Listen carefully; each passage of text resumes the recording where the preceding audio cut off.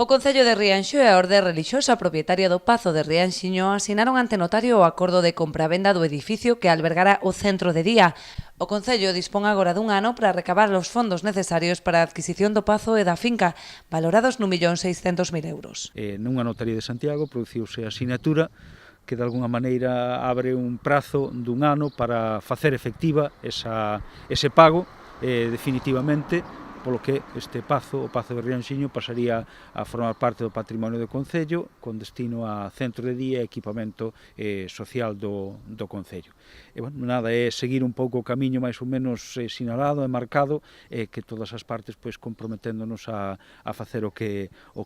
acordamos sobre, tanto no pleno, xa digo, como nas propias negociacións coa orden relixiosa. A Deputación da Coruña xa comprometeu parte do financiamento para a súa construción, aínda que será o Concello quen asuma preto do 80% do total. Pola súa banda, dende o Executivo iniciarán os contactos coa Xunta para lograr a incorporación do centro á rede pública de centros de día de Galicia, en lugar de contar con prazas financiadas. Sinalou a posibilidade de financiar algunha das prazas, que é un pouco un pequeno matiz, pero é diferente.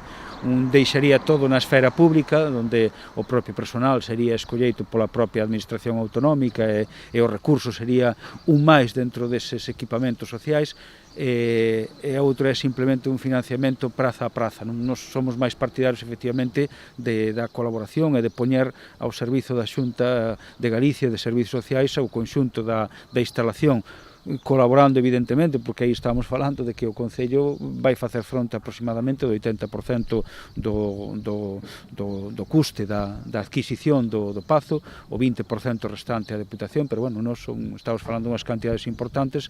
que gustosamente queremos poñer a disposición da Administración por se quixera